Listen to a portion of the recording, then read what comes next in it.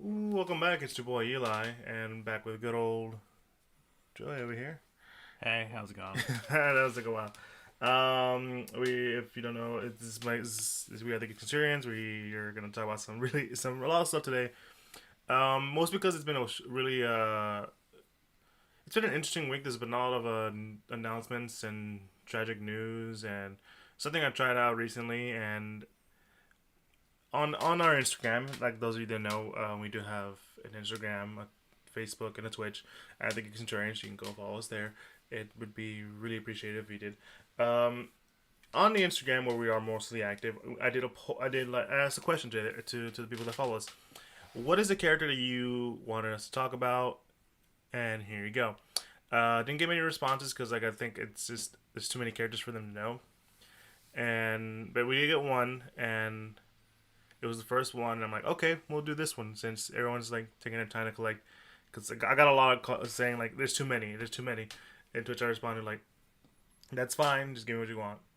And we're going with the first one because that one really caught my interest. I'm like, who is this character? And we and originally I thought we were gonna have a whole episode about that, but then I found out, oh, there's not much to this character. Yeah, it's not. It's he's not very well. He's not He's very. not big as the person who recommended it thought he was. Yeah, I guess. Yeah. He doesn't have a wide spanning like all the way from the '60s up until now. Like this character. No, very much not the case. No, he is not a very important character. Like he's there, but like he's not like a Spider-Man or a Wolverine or a Hercules or a Thor or a Superman or that kind of stuff. Yeah. They're he fits a certain mold, and so that's why I thought that today we could do is like add more stuff, more small topics, more interesting stuff to the conversation. So we will be going in a certain order. Um, but the things that we're going to be talking about is one, the character that we're talking about, who is called Wild Child, who is an X Men character. We're also going to be talking about the new, recently announced animated stuff that's coming from DC. One which is My Adventures with Superman, which has gotten a lot of attention for the art style.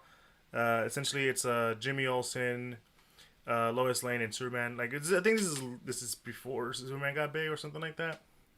I need to make sure. I'll be sure to double check as we were talking. And this is the more tragic news. This is the one we're probably gonna start off with. Kentaro Miura, who is known for, actually, I would say this is the one thing he's known for a lot of things, but this is the most like influential thing he's ever done. It is the thing that I like. I am a huge fan of his work, and that is Berserk. He is the manga artist and writer for Berserk. He had recently passed away. I want to say May 5th, and we're going to be talking about his work, his influence in the world of manga and like other stuff, and some of the interesting stuff that people have done in memory of him recently. And so we're going to start off with that. So Joe, you know of Berserk. Yeah, I know of Berserk. I've never read it. I've never seen the anime. I know of it. I know bits and chunks of what happens in it, and yeah, I mean, I can definitely say that it's definitely pretty influential, right? It's definitely one of those like big sort of, I guess, dark and I don't know, Dark fantasy. dark fantasy sort of mangas. Yeah, which you don't see often. Yeah, like I guess for like this generation, you could maybe think of Goblin Slayer, but Berserk is definitely the one that like pioneered and like sort of popularized that sort of genre in the anime in the manga space, right? You know, it still has like because I think like it still has a lot of influences. Oh, and the art is so gorgeous. Yeah, Like, yeah. like that's something you like. I know you talked to me about before. Is like Jesus, he makes a lot of like you would. Have you never seen Kentaro Miura's art? Literally, just Google it. Like look up Berserk art, and then you'll see like just the amount of detail he went in with his artwork and his use of blacks and whites. Because most manga is black and white, a lot of gray tones, but the way he uses it's like, wow, that's meticulous. Yeah. The detail, the amount of time he and love and dedication he puts into the artwork. I think that's one of the things that always really love about him, especially from an artist standpoint. But like you were saying, he is very influential in the manga and anime sphere. Yeah.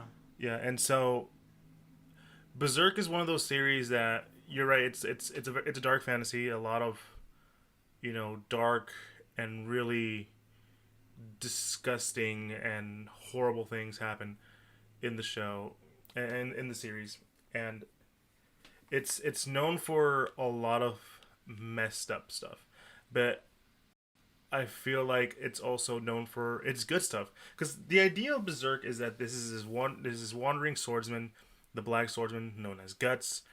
He's going around killing demons, and he is. We don't know much about. Now, I'm not gonna spoil the book because I feel like if you've never read the book, do it now. It is a complete and total ride. I've reread that book so many times. It's one of my most favorable books I've ever read. And basically, he's hunting demons, and we don't know why. He goes about it in a very sadistic nature. And I'll say this, the more you read about it, you kind of understand why, and the more the character of Guts grows. Because everyone has said this on social media the day Kentaro Miura passed, was that Berserk was a story about how shitty the world is. No matter how shitty it is, how bad, how crappy, how horrible things are, there's always a sense of hope at the end of the day. It's because Guts tries to find meaning in his life, even when he's hunting like demons and doing a lot of like questionable things. Because there are moments where Guts is like, oh God, Guts, please stop. Oh Jesus, oh this is uncomfortable, but it's a really good kind of uncomfortable too. But the passing of Kentaro Miura, like you get the sense that it was before his time. He died at the age of 54.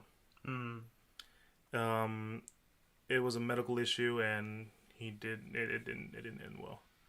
And what's even more tragic is that I'm talking about Berserk. It's not done.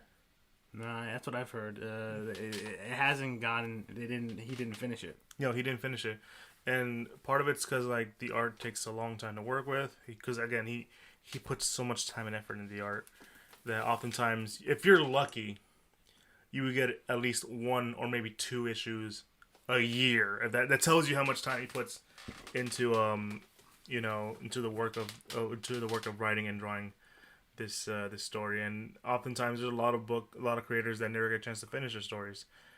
And sadly, Berserk is one of those now.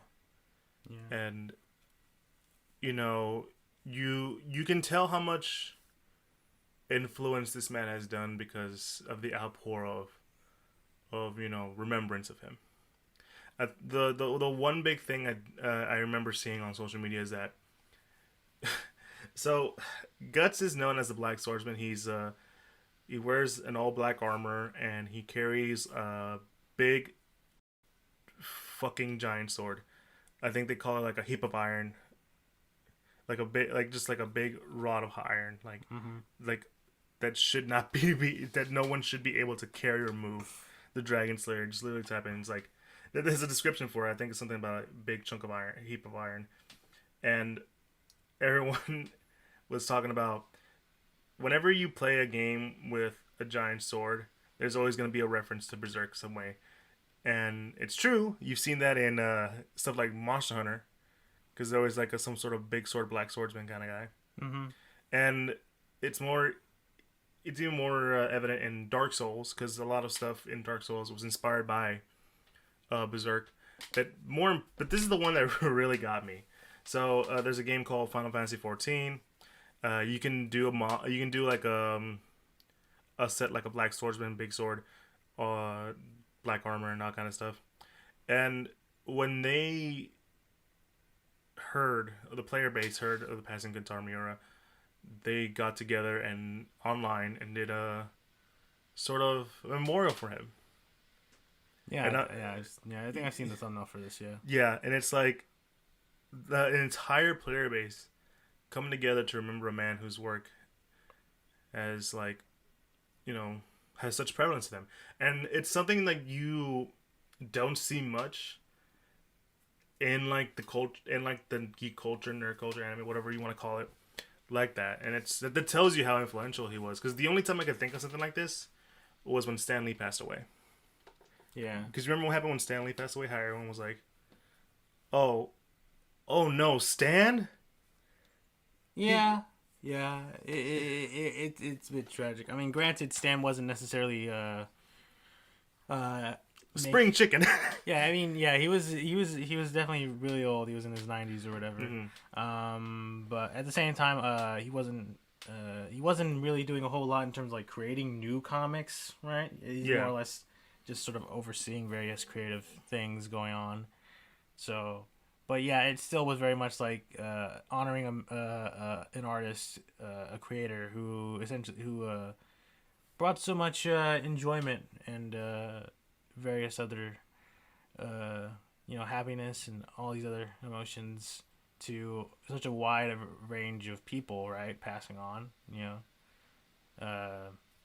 so yeah, I definitely I definitely can understand. I guess the outpouring of tributes for this man. Mm-hmm. So, yeah. And like I said, guys, I highly recommend checking out the book. Like, I would love to continue talking about Kentaro Miura's work and how it meant so much to me, not only as an artist but as a fan of the story, and like how much that story has like meant to a lot of people. Because I've seen people saying like Berserk was there for them when in their darkest time, and they taught them to keep going. And I think that's the most important thing. That's the most important legacy he has left for us. Like, yeah, Berserk isn't done. That's tragic, but the fact that he was able to leave such an impact in everyone's lives in this sort of way is a testament that should not go unnoticed. Mm-hmm.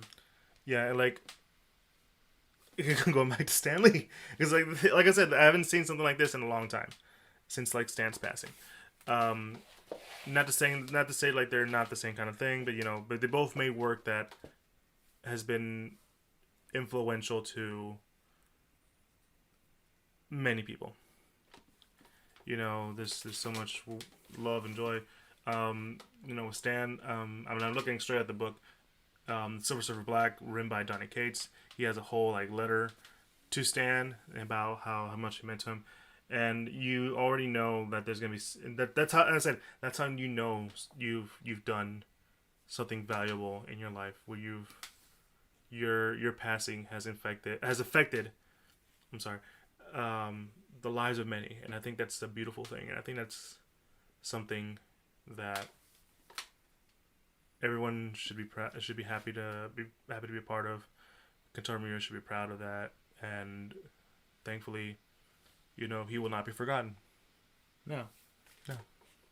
And that's about all I can say. Because really, you can say that there's a lot more to say. I know there's a lot more to say, but I feel like we'd be trading down like the same kind of stuff over and over again. You know what I'm saying?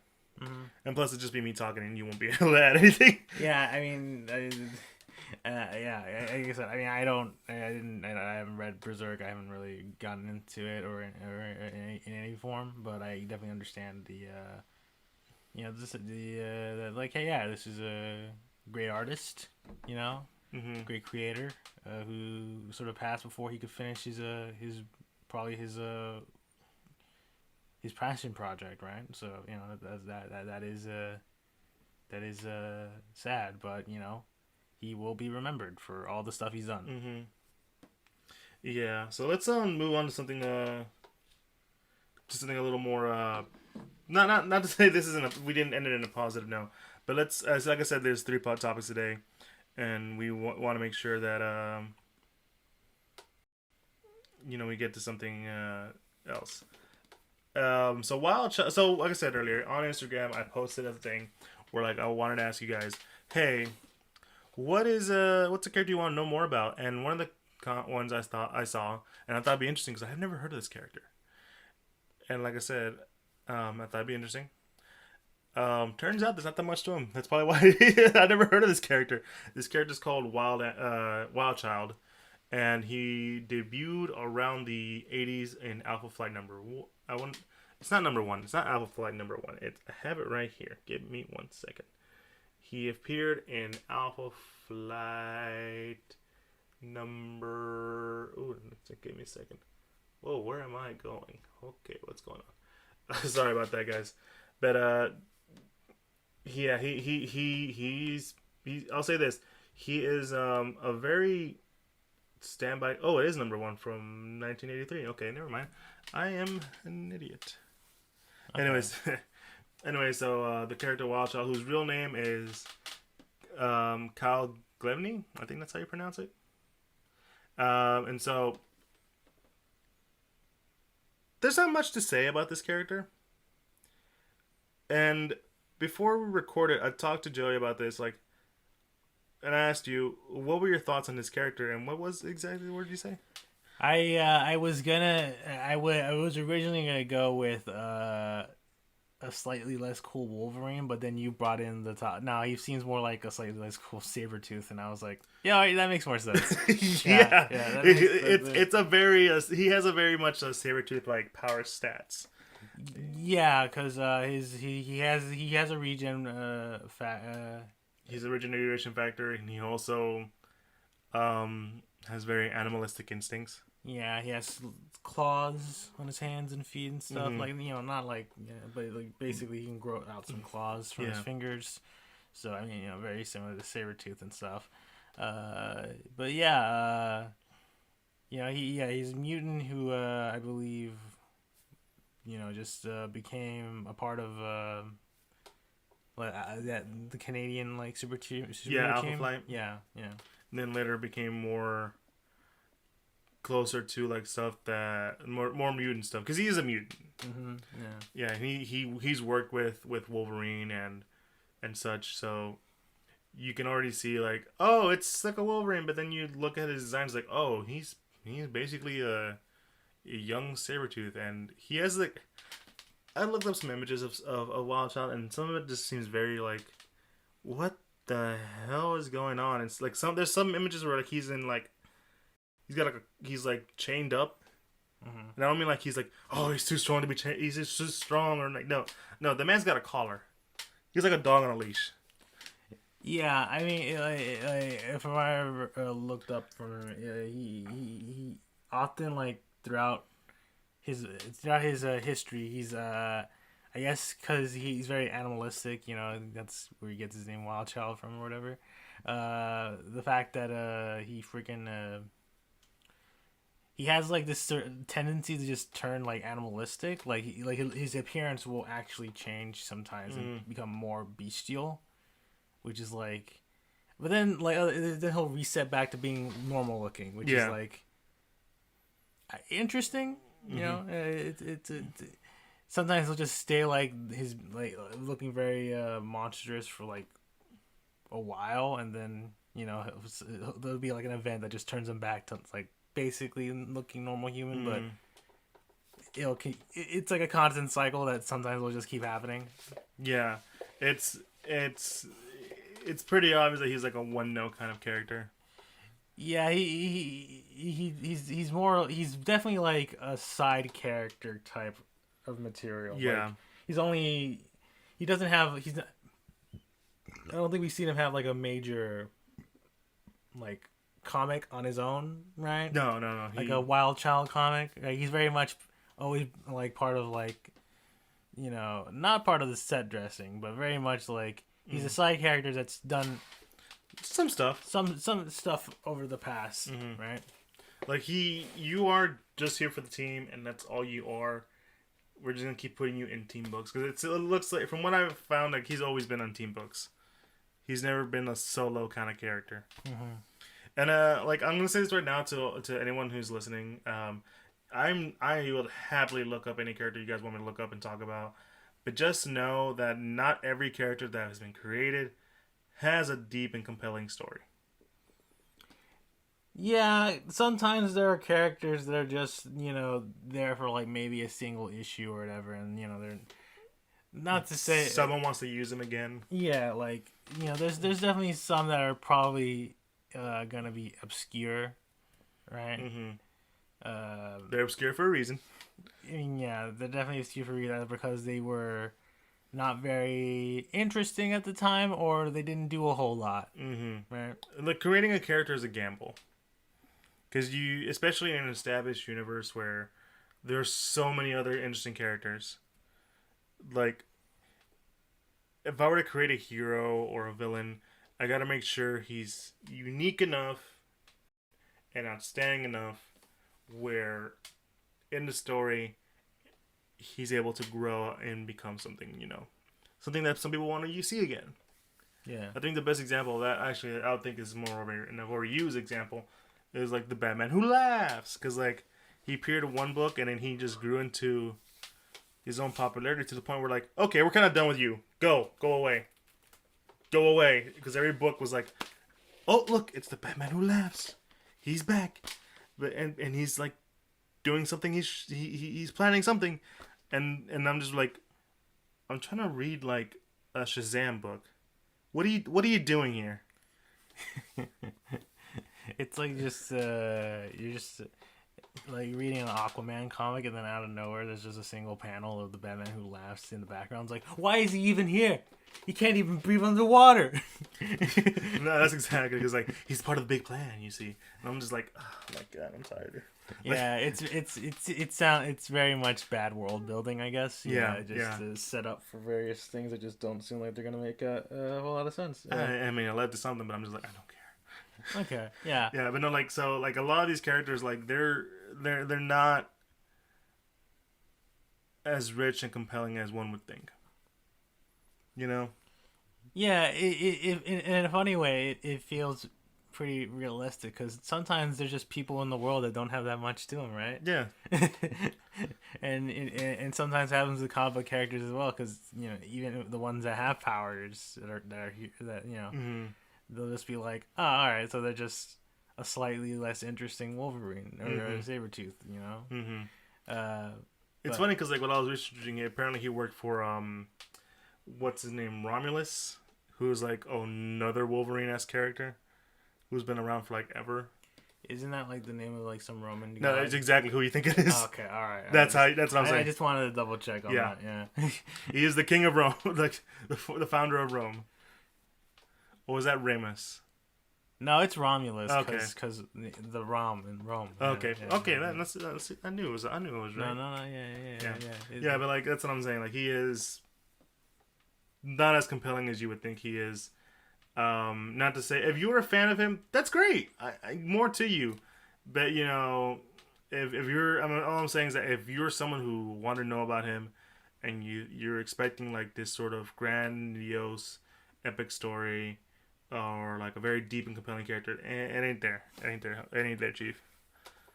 Yeah, and I feel like it would be super, like, I guess, uninteresting if we just like decided to just read off his entire like wiki page, right? Oh no, that would be boring as fuck. Yeah, that would definitely. I have it up because like I want to make sure I got some of the information right. Yeah, but like like no one wants to sit through like 30 minutes of just reading a wiki. That's just not entertaining. No. But yeah, no. Who knows? Maybe one day Marvel will look through its vast catalog of characters, be like, let's use Wild Child in something. Actually, give him like some cool stuff, because he definitely seems like he's a character that can be, that's kind of like has potential to be maybe do something interesting with him. Like a good. Well, he does seem like a good Sabretooth, but like, there's a reason we all like Sabretooth. Yeah. Yeah, I mean, here's the thing about comics, and it's a thing that I'm probably gonna be repeating myself over in this sort of idea of a little fun thing to do with the audience. Is that every character? It's all wholly dependent on the writer. a writer can take a character that has really nothing and make him interesting, but that's solely dependent on if the writer wants to do it. You know, I and sometimes it's by luck. Heck, you remember Kite Man? I know him as the funny Batman, like one of the various like odd like Batman villains that like are like in like trivia things. They're like, "Hey, did you know this is a Batman villain?" And everyone's like, "What?" And Calendar Man and the Condiment King. You know, it's like these are all Batman villains. It's like, can we like? All I'm saying is bring Nolan back for one more. Make it the movie like the make Condiment King the next Batman villain, and you know I'll be into it. Let's just accept the craziness that is comics. Yeah, I mean silly campiness. Yeah, I mean, the Lego Batman movie definitely points all that out as well. You know? No. The reason I bring up Kite Man is because like he had a huge resurgence recently because he was in the Harley Quinn show. And it's all thanks to like the writer Tom King, because he gave him more of a character. Mm-hmm. He was like a downbeat dad who was trying to do his best, and like he's basically the Charlie Brown of the superhero community. No one wants to play. No one wants to hang out with him. Yeah, and it's like, oh, we kind of like Kite Man now. You gave him character. Not to say that Wild Child doesn't have character. Again, if you're a fan of his, I'm happy for you. But what I'm saying is that oftentimes, you know, it's wholly dependent on the writer and if they want to do something with him. Mm-hmm. And Tom King has said like he always kind of had a liking for like Kite Man, and apparently Kite Man's real name is basically a reference to either Charles or Charlie Brown, one of the two. And so he was like, let me do something with this character. Yeah. And then he did it, and then like everyone has known him for his catchphrase, which was like, hell yeah. Hell yeah. And so that's kind of what I'm saying. Again, there's really nothing much to talk about Wild Child. He is pretty straightforward. Nothing really that big and impactful. So I'm sorry to you who wanted me to talk about Wild Child, I don't know if you were thinking that he was a big and important character, but he's kind of not. Like, listen, it ain't all home runs, man. Stan Lee had some pretty, had some characters that like did not make the cut. Yeah, like, you know, for every Superman, there's like 100 other characters that are similar but aren't as interesting, right? Like, you want to know a better example? Captain Marvel. How many Captain Marvels have there been aside from, you know, the guy who now is Shazam, and like not all the people who, okay, not counting all the Marvel characters that have taken the name Captain Marvel. I'm talking about other comic companies that had a character that's named Captain Marvel. Because there was one where like, here's Captain Marvel, and all he can do is just separate his body parts, and they fly around. Okay. So he's just a little stump in the air. All right, he's Captain Marvel. All right. I mean, like, is it like, does he still have like? Do you see the bones in his detached body? No, it's like a toy. It's like it's pops out. Oh, okay. So he's like, okay, all right. I was thinking if it was the first option, then I think he'd be way more memorable because he's literally tearing his body apart. No, it's just like fly arms or something like that. I don't know. I'm just it's kind of lame. Yeah. The first option's better. They should have gone with the first option. This is like super early in the comic book year, so like. Well, I mean, you know, I feel like you could pull it off. Yeah. You know. Horror comics were more popular than superhero comics. You know, yeah, it would work. It would work. All right, so let's move on. Going back to comics, there are 2 new animated stuff coming out from DC, which I thought would be really cool to end it because like one of them is like really cool and exciting, and the other one's like I'll have to wait and see. And the first that one is the new Adventures, My Adventures of Superman. And I'm probably going to ask you to put up an image when we're talking about this. Okay. Yeah, so the new Adventures of Superman is the animated show where it's essentially like well, for one, it's gonna be on HBO Max and Cartoon Network. Essentially, I'm trying to find the quick good description of it. Follows the adventures of Superman and Lois Lane. The anime series features 20-something Clark Kent, the bright and driven Lois Lane, and their best friend Jimmy Olsen. Good old Jimmy Olsen. Haven't seen that boy in a while. Yeah. And they begin to discover who they are and everything they can accomplish together as an investigative reporting team at the Daily Planet. So it's more like a buddy thing, where like these three characters are gonna be like, it's gonna be them developing their relationship into like, the team, not the team, but like the core characters that we come to know and love. Yeah, I before you said Cartoon Network, I thought this was just gonna be something. Like, they would have maybe done like an animated version of The Office, but like Superman is just there. I don't know, but That sounds like fun. that sounds kind of funny. But it's like, oh look, it's Superman! Quick, Clark! Where did Clark go? Clark? Damn it! Let's just go. I haven't fired that guy in a while. But yeah, Perry White is waiting for his coffee the whole time. They have the various camera interviews or whatever. It's just like, Clark just kind of disappears sometimes, but he always gets his work done in the end. So that's why. He got me my cup of coffee just in the nick of time. As long as he's do good reporting, Listen, I don't know how he does it. But he does it. If he keeps his fucking newspaper afloat in the age of the internet, I'll take it. No, that's gonna be the show. They're all like BuzzFeed article writers or something like that. It's that's one way to modernize the Daily Planet, right? Yeah. I think they're doing that with the Daily Planet, Daily Bugle in the Marvel comics. Well, not BuzzFeed-esque, but like J. Jonah Jameson basically is working with another reporter in a BuzzFeed-like company. He's a podcaster now, like us. Yeah. That's the thing that's prevalent in the Marvel Spider-Man games. J. Jonah has a radio show or podcast or whatever. But yeah. So knowing that it's on Cartoon Network and stuff, it's definitely. I'm guessing. Are we gonna have? So are we just gonna have like? So we're just gonna be following both Lois, Jimmy, and Clark going on. I'm guessing shenanigans. Maybe. It looks like it could be a fun show. I think we only have like the one still image of it though, right? Yeah, and it's very. I think that's the image is what makes a lot of people go like, I don't know, because it looks very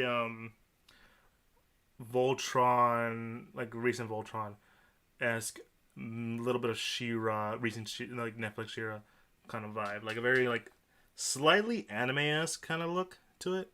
Slightly, yeah. And it's very soft and a lot of bright colors kind of stuff. And no, I don't know, I like it. The art looks good. Yeah, I will say, to me, it looks like something that you would see on it looks like something you would see on like a Tumblr post, I think. Like it looks like it's like a webcomic art style, Like, yeah. Like this would be like good art for like a webcomic. So I don't know. I feel like I would have to see it in motion to determine whether or not the art style fits. There is a bit of a Steven Universe kind of feel to it too. A little bit, with a lot of the softness going there. Yeah, but at the same time, I don't think that's necessarily bad for a character like Superman. Yeah, because he's generally seen as a Boy Scout. Very sort of by the numbers, doing the right thing because it's the right thing to do and stuff. So I think it'll be fine. Yeah, I think the art style will probably fit the character. Now, like if you were to make a Batman show with this type of art style, then I would kind of like understand people's criticisms a bit more. Yeah. because it's like, oh yeah, no, this art style completely doesn't fit with the character. Here, I can be like, well, maybe this can work, right? But yeah, like I said, I feel like I need to see it in motion, because just seeing the images on its the image on its own is very No. much I like, understand. yeah. Yeah, we have to wait ahead and see how the show is. Maybe we'll find out about the first trailer. The other one is an animated film that, to be honest, I thought it was gonna be live action, and I was like hyped as hell. I mean, when you told me that, and I thought it was gonna be I heard and I thought it was live action. Then I told you, and then you're like, it's not live action, bro. Yeah, I was like, that's crazy talk. Why would they? You can just explain what it is. They are making an animated film based on the Injustice books / game. Yeah. And it's funny because these are two properties I've also read. Yeah, it is, but like one is focused heavily on just Superman and his mythos. The other one is very much. It's all like it's just Superman What if Superman bad? Yeah, I think it's the quintessential, because I feel like a lot of other shows and various other properties that have done that have been recently doing like what if we take a Superman like character but he's a bad guy, or like he's just very he's not. Yeah, Homelander from The Boys. We had Brightburn. That movie came out a couple years ago. A lot of people who have read watched the show Invincible, like Omni-Man is the evil Superman, and I'm like, wait until you read the books, my friend. Wait till you read the books. Yeah. So I feel like Injustice definitely probably not popularized, because I feel like the Invincible comics came out before the Injustice game or comics game. Oh, that came out in 2003, dude. Yeah. So like, the idea of an evil Superman has been there, but obviously I think the Injustice game and comics sort of like pushed it into they gave it a more of a story. Well, yeah. Like NetherRealm Studios has been pretty good with their fighting game stories, and so we got that. It's a pretty good story. It's expanded more in the comics. Written by Tom Taylor, who's a great writer. Highly recommend you guys check him out. He's currently writing, I think, a Batman book, but I recommend reading his Deceased books, because they're like, hey, what if we did a zombie apocalypse with the DC universe and actually gave it weight and emotion and like make you care for all these characters who are now zombies, that kind of stuff. And really, when I heard this, I'm like, yo, let's go. And it's kind of funny because I love Superman, and oftentimes when I see like, oh yeah, Superman was a better character if he's evil, I'm like, get out. You don't know Superman like I do. Get out. But at the same time, I appreciate the work of Injustice. Yeah, I mean, I was gonna say earlier, I didn't think they were gonna, because you were on about it being like when you told me about it, I thought, wait, no way, they're not gonna make this live action, are they? Because I'm just like thinking in my brain, like, that's just not something that like the I did have a conversation with a coworker who's also a fan, and he was like, if they do live action, are they using the same actors, or are they gonna get new actors? Because I say new actors because then like you can push these new actors and it'll be something interesting. I mean, yeah, that was my thing. So it's like, well, what's the logistics about it? But no, since it's animated, it's like, okay. So like, my only thing is that, are we adapting the entire like storyline of Injustice, or is this gonna be like their next big animated movie project where it's very much a 3-part Injustice I can trilogy? see it being a part, like its own little, not one movie, more like multiple movies, because the games pretty much tell you like what's going on. The books expand on it, so you can just take what the books have done and just adapt that, right? Because that makes a lot more sense to do, and you still get a lot of like the cool writing that Tom Taylor has done within the Injustice universe. So I mean, I highly recommend that, because I feel like it'll be a better way to adapt it from the book than it is from the game. Because like, if you adapt it straight from the game, it's like, but it's not like the game, you know. I'm not pulling all these cool combos. Well, I mean, I think it's. I don't think anybody actually. I think that I don't think that's the problem if you're adapting a video game, fighting game storyline. I think it's more sort of I don't know. Yeah. Because I mean, I haven't. I don't know like much from the Injustice. At least, because I guess You know the core things. I know. I know the synopsis of at least the first Injustice game, right? I know what happens there. Injustice 2, I'm a little bit iffy on. And actually, that brings the another interesting point. Is this like, I mean, if we're gonna do like a potential trilogy, maybe, are we like Injustice 2? Is that gonna be like a sequel movie, and then like what's the next movie, or is it just straight up just we're just focusing on like the first Injustice game and the comics surrounding it, and then just expanding it into 3 movies, or maybe just I think that's a better option. I think that what you just said is a better option for them if they go for that. Okay. Like, I haven't read up on it, but I know it's being made. That's have you read up on it? No, I mean these are all just ideas I have in my head. I mean, I'm gonna double check just in case, but I mean it's Injustice is one of those things where like, hey, this actually got a lot of attention. Let's expand on it and let's use that. Yeah, so.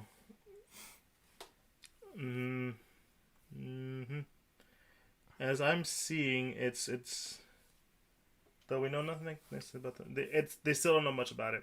Okay, all right. Well, at least we know it's a thing. Also, how messed up are we gonna go? Because in the games, we know that Joker kills Lois Lane, and Lois Lane was pregnant with Superman's child. Yeah, because Joker detonated like a nuke in Metropolis, and that's like the turning point for Superman, right? He kills the Joker, and then he sort of goes down his, path of like controlling the world. It's funny because there's another comic, and it's one of the most well-known DC comics of all time. It's Kingdom Come. Same thing happens, except he doesn't go evil. He's just like, okay, you know what? I'm done. No, I'm done. I'm done. I'm done. Like he just leaves and goes into his seclusion. Okay. Yeah, I would love to see them adapt that. That's such a good story. Oh my god, Kingdom Come was so good. But no, I'm very excited for what DC has done. Hopefully, what they're doing is gonna, pay off because there was a recent acquisition, and I'm like, what does that mean for all of our stuff? I mean, yeah, I don't know about it. I don't think that's necessarily going to be a thing. No, I don't think it's going to be a thing either, but people have been talking about it. And honestly, personal opinion, I don't think it really means anything. Not in the immediate future. No. Like maybe in like a couple of years. Yeah, no. Yeah. But I think that's about it. Because, again, there's not much for us to talk about with the Injustice film. Just to know it's happening. We're excited. Hell yeah. I'm very curious. I want to see where it goes. Yeah. So yeah, that is the end of the episode. Thank you guys for checking us out. We are the Geek Centurions. You can follow us on all social medias, Instagram, Facebook, and Twitter at the Geek Centurions. We are more active on Instagram. Like I said, I did a recent questionnaire about what character you'd like us to do. I might do something similar like that again. We'll see.